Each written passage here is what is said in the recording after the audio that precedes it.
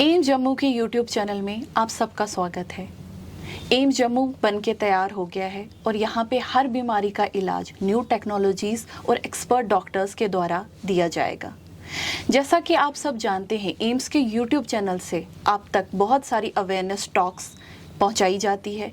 वैसे ही आज एक इम्पॉर्टेंट टॉपिक पे हम बात करने जा रहे हैं, जो कि वर्ल्ड में फीमेल्स के लिए सबसे कॉमन कैंसर माना जाता है, ब्रेस्ट कैंसर।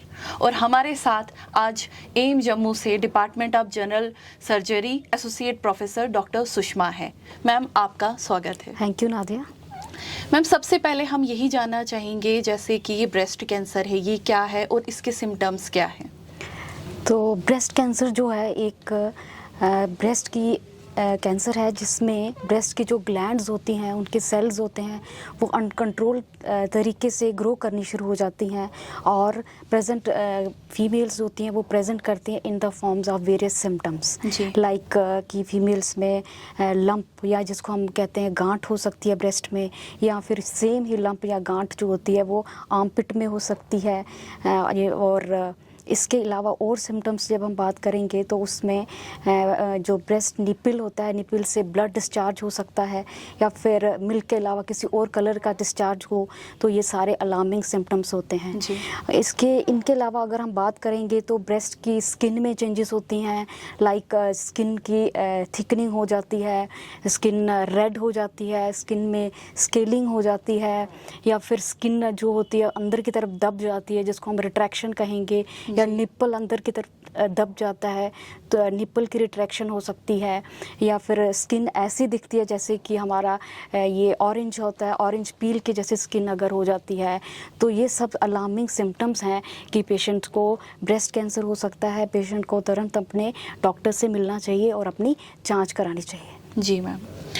तो मैम, जैसे वर्किंग वुमेंस होती हैं या कॉलेज गोइंग गर्ल्स होती हैं या हाउस वाइफ्स होती हैं, तो मैम इनमें से सबसे ज़्यादा जो रिस्क फैक्टर रहते हैं वो किस ग्रुप को रहते हैं, या किन्हें अपना ज़्यादा ध्यान रखना चाहिए? रिस्क फैक्टर्स की अगर हम बात करेंगे तो बीइंग ए फीमेल, महिला होना एक बहुत बड़ा रिस्क फैक्टर है, क्योंकि एज हम सब जानते हैं जो ब्रेस्ट कैंसर होता है फीमेल में ही नहीं मेल्स में भी पाया जाता है, लेकिन इसके चांसेस जो होते हैं वो फीमेल्स में ज़्यादा होते हैं। तो being a female is also a risk factor. Second factor हम अगर देखेंगे तो एज, जैसे जैसे एज बढ़ती जाती है तो ब्रेस्ट कैंसर का रिस्क होता है जो वो बढ़ता जाता है। जो अर्ली एज है, यंग एज होती है, उसमें कम चांसेस होते हैं ब्रेस्ट कैंसर के, ओल्ड एज में ज़्यादा होते हैं। और अगर फैक्टर्स हम देखेंगे तो फैमिली हिस्ट्री रहती है, जिन पेशेंट्स में फैमिलीज़ में ब्रेस्ट कैंसर चलता है तो उनमें फैमिलीज़ में कैंसर होने के चांसेस ज़्यादा होते हैं। अदर फैक्टर जेनेटिक्स रहते हैं। जेनेटिक्स भी में जैसे हम कुछ कहते हैं, कोई जीन्स होते हैं, जैसे BRCA1 BRCA2 जीन्स होती हैं, जिन पेशेंट्स में ये वाली जीन्स पाई जाती हैं उनमें ब्रेस्ट कैंसर होने के चांसेस ज़्यादा रहते हैं। तो ये सब हम फैक्टर्स कह सकते हैं रिस्क फैक्टर्स में आते हैं। इसके अलावा अगर हम देखें तो अर्ली मेनॉर्की, जिन पेशेंट्स में या जिन महिलाओं में पीरियड्स अर्ली शुरू होते हैं और लेट मेनोपॉज होता है वो रिस्क पे रहती हैं। जिन पेशेंट्स को बचपन में या फिर किसी भी एज में रेडिएशन एक्सपोजर हुआ होता है, किसी और बीमारी के लिए उन्होंने अपना इलाज लिया होता है, रेडिएशन एक्सपोजर हुआ हो, तो उन सब में ब्रेस्ट कैंसर होने के चांसेस ज़्यादा रहते हैं। तो इस ग्रुप ऑफ पेशेंट्स को ज़्यादा अवेयर रहना चाहिए, अपना रेगुलर ब्रेस्ट एग्जामिनेशन करना चाहिए। इसके लिए भी हमारे पास डिफरेंट मोडालिटीज़ आती हैं इन रिस्क पेशेंट्स के लिए, हाई रिस्क पेशेंट्स के लिए, कि वो कैसे जानेंगे कि उनको ब्रेस्ट कैंसर है कि नहीं है। तो इसमें हम 3 तरह के तरीके हमारे पास रहते हैं फीमेल्स को अपने आप को आइडेंटिफाई करने के लिए कि उनमें ब्रेस्ट कैंसर हो सकता है कि नहीं। सबसे पहले हम कहते हैं self breast examination. Self breast examination एक ऐसी प्रक्रिया है जिसमें हम फीमेल्स जो होती हैं after the age of 20 years उनको खुद का ब्रेस्ट एग्जामिनेशन करना होता है after every month. Almost around 1 week after the periods उनको अपना ब्रेस्ट एग्जामिनेशन करना होता है। इससे रिलेटेड आपको बहुत सारी वीडियोस सोशल मीडिया पे, यूट्यूब पे मिल जाएंगी, आप उन वीडियोस को देख सकते हैं और उसको फॉलो करके इसमें पेशेंट्स ये महिलाएं होती हैं, इनको डिफरेंट पोजीशंस होती हैं, खड़े होके मिरर के सामने या फिर लेट के, बैठ के, आर्म्स हेड के ऊपर करके अपना ब्रेस्ट एग्जामिनेशन करना होता है। और इन केस उनको ऐसी कोई भी सिम्टम्स जो हमने अभी डिस्कस किया या फिर ब्रेस्ट के आकार में कोई चेंज लगता है, ब्रेस्ट में कोई लंप या गांठ उनको फील होती है, तो उनको तुरंत अपने डॉक्टर से मिलना चाहिए। तो सेकंड जो मोडालिटी जो हाई रिस्क पेशेंट्स के लोगों को हम रेकमेंड करते हैं वो है, हाई रिस्क ही नहीं बल्कि हर किसी पेशेंट को ही आइडली इसको फॉलो करना चाहिए, वो है क्लिनिकल ब्रेस्ट एग्जामिनेशन। जो क्लिनिकल ब्रेस्ट एग्जामिनेशन है, पेशेंट्स को after the age of 30 years एक बारी हर 3 साल में डॉक्टर से मिलना चाहिए और अपना ब्रेस्ट एग्जामिनेशन कराना चाहिए जी। तो तीसरी जो इसमें मोडालिटी या ऑप्शंस हमारे पास है, दैट इज़ द मैमोग्राम। जो मैमोग्राम होता है एक सिंपल सा एक्सरे रहता है, इसमें कोई एक्सेसिव रेडिएशंस नहीं होती हैं। पेशेंट्स को हमें mammography after the age of 40 years के बाद हर साल करानी चाहिए। मैमोग्राफी के बेनिफिट्स जो हैं वो हैं जैसे कि ये ब्रेस्ट कैंसर को अर्ली स्टेज पे डायग्नोज कर लेता है, इवन कि जब डॉक्टर या पेशेंट खुद भी उसको वो गांठ या फिर लंप फील ना हो, mammogram even at that stage वो उसको डायग्नोज कर लेता है। सो ये हमारे लिए बहुत ही एक तरह से बेनिफिशियल रहता है, लाभदायक रहता है कि मैमोग्राफी की हेल्प से हम ब्रेस्ट कैंसर को अर्ली डायग्नोज कर सकते हैं।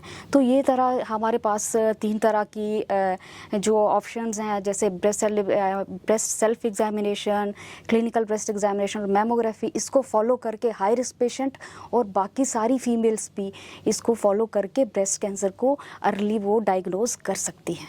जी मैम।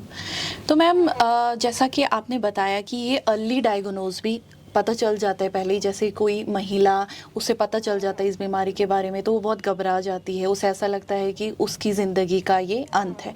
तो आप क्या बताना चाहोगे कि इसका बेस्ट ट्रीटमेंट क्या रहेगा हमारी महिलाओं के लिए? ऐसा नहीं है, अगर पेशेंट को ये बीमारी का अर्ली पता चल जाता है, मतलब अर्ली स्टेजेस में ही बीमारी का पता चल जाता है, तो इसका पूरा इलाज मुमकिन है।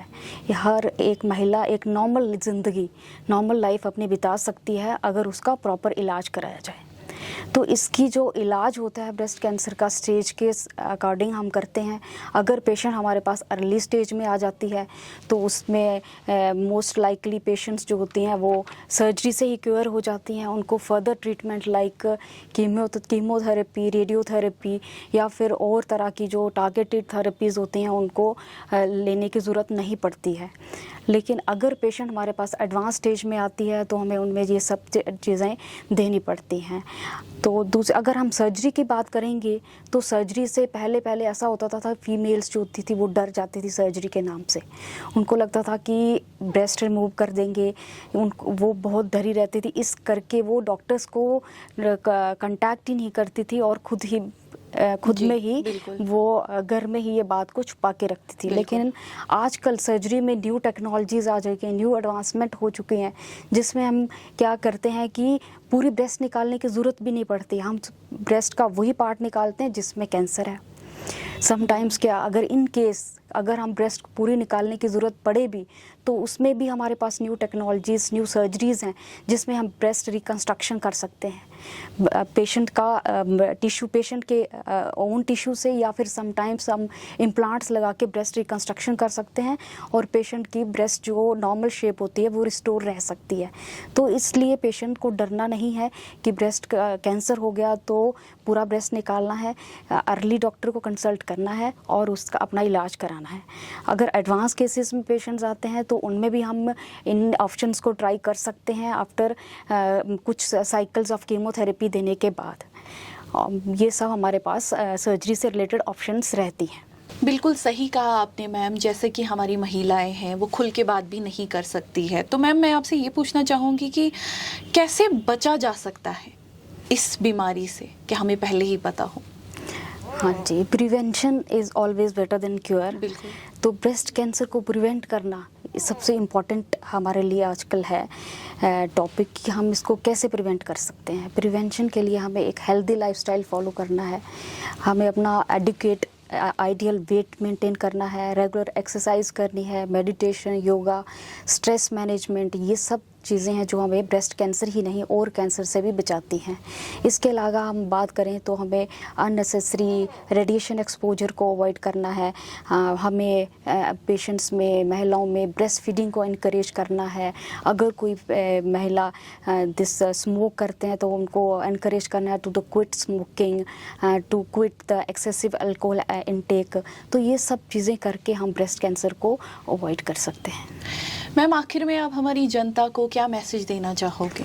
तो अंत में सब महिलाओं को यही मैसेज देना चाहूँगी कि वो अवेयर रहें regarding the breast cancers symptoms, breast cancers risk factors, इसके इलाज के रिगार्डिंग। अगर वो अवेयर होंगी तो वो प्रॉपर अपना डायग्नोज कर पाएंगी कैंसर को और टाइमली इलाज करा पाएंगी और इसकी ब्रेस्ट कैंसर की कॉम्प्लिकेशंस से लड़ पाएंगी और इस तरह से उनकी लाइफ भी प्रोलॉन्ग हो सकेगी। जी मैम, उम्मीद है कि हमारे दर्शकों के सारे सवालों के जवाब उन्हें मिल गए होंगे। आपको कोई भी ऐसा लक्षण हो तो चेकअप कराइए, सचेत रहिए और कोई भी डाउट हो तो अपने डॉक्टर से खुल के बात करिए। धन्यवाद।